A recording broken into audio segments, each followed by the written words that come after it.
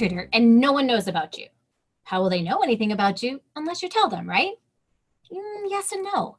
There's a specific formula that works for sharing information about who you are. And if you make it all about you, your experience, why doing tutoring online is the best solution, it makes for very boring content for your ideal client. Now, if you've made this mistake or any other mistakes that I've mentioned in the series, don't worry, it's a learning process. Some mistakes may actually work for you and turn out to be successes. The purpose of these videos is really to make you aware, help you think through your content and processes, and evaluate what is going to work best for you. My name's Joanne Kaminsky, and I have been tutoring online since 2010 and helping online tutors start or grow their online tutoring businesses since 2012. Now, in video 6, we talked about how listing all of the areas that you teach is a big mistake. It's important that people see you as an expert, but just listing all of the areas that you teach looks like a resume and doesn't capture people's attention. Also, it doesn't help you stand out as someone that is an expert. The person that thinks they can tutor everything is seen as a master at none. What also leads to boring content for a reader is listing all of your credentials. So while it's important for people to know your experiences, there's a special technique that's more effective. Now, before I shared that technique, I thought it would be fun to show you my very first website where I make this mistake. In the beginning, I had no idea how to market myself. I had no idea what kind of content to put on my website. All I knew was that I needed a website. So if you're in the same position right now, just get started with a website. And if you have no idea what to include, just watch video number 4. That will start you off with the basics. So let's take a look at the very first website I created. Yes, I still have access to it. I actually found it last week as I was thinking, holy cow, I can't believe I actually got clients with this website. So even if you make mistakes, just know that you can still get clients. It's the person that never starts putting their information out there in the first place and allows fear to overrun them that they're going to struggle the most with getting students. All right, so here's my website. Here's what I put. I put Online Tutoring International. I don't know. I was going through a crisis with my name. Joanne Kaminsky is a reading specialist who offers reading tutoring in an innovative format online. This makes it convenient for busy parents and saves time in having to transport children to their tutoring session. Joanne has worked in the public school system for over 10 years as a classroom teacher and as a reading specialist. She is certified to teach children to read from birth to adult and loves motivating children to read.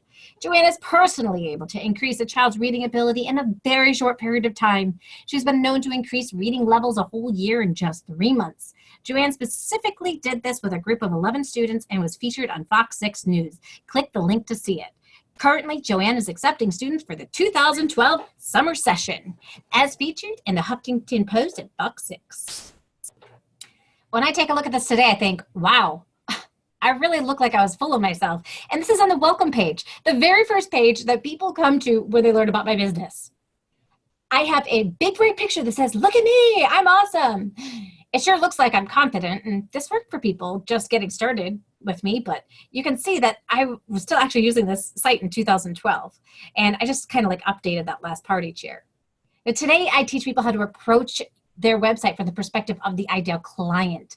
What are they or their child struggling with? How can you show that you're empathetic to their situation? And what is that like?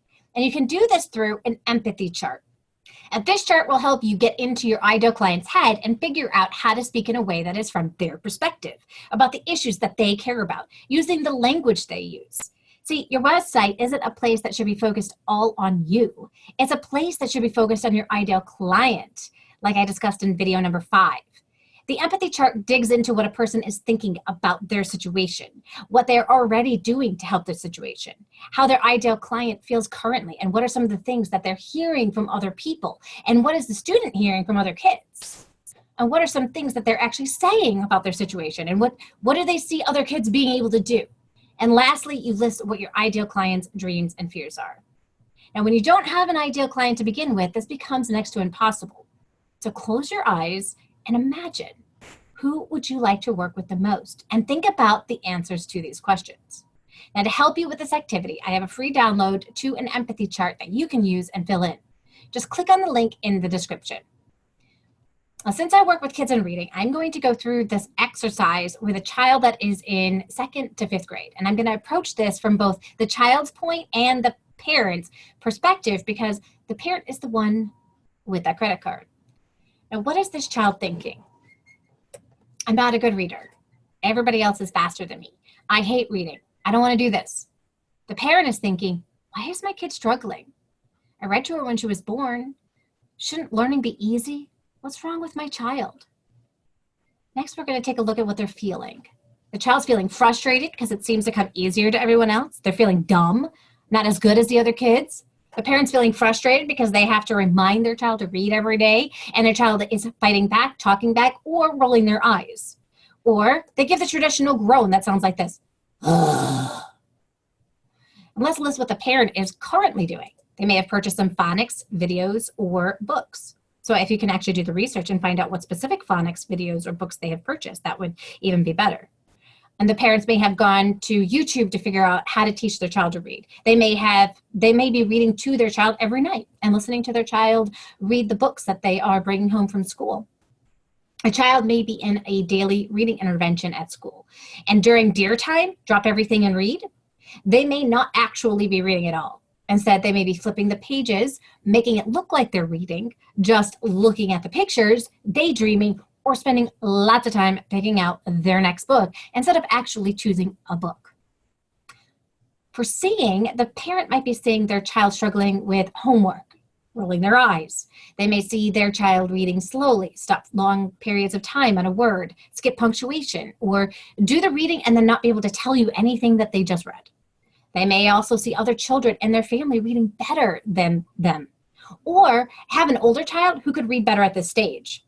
They could also see their child's friends talking about chapter books that they're reading while their child is still in what they think are baby books. The child may be seeing their parents get mad at them. They could see everyone else in their class reading without any problems. And they might be hearing that they're lazy, not trying hard enough, or are too smart to be messing around like this. And the parent may be hearing how advanced other kids are, how they are reading above grade level, and how it must be that it's because they didn't spend enough time reading to their child right from the beginning. They might be hearing other parents brag while they're left feeling like a loser parent who hasn't helped their child enough. And the teacher might be telling them that they need a tutor or needs to be evaluated for this thing called an IEP, and they think, whatever that is. And when it comes to saying, the parent might be telling the child to, hey, sound it out. Or as soon as they get home, you need to do your homework, no TV. You need to get your reading done, or no device. The child may be saying, I hate reading. Reading's boring. Why do I have to read this book again? Now, the next part of the chart is to take a look at what the dreams are for the child.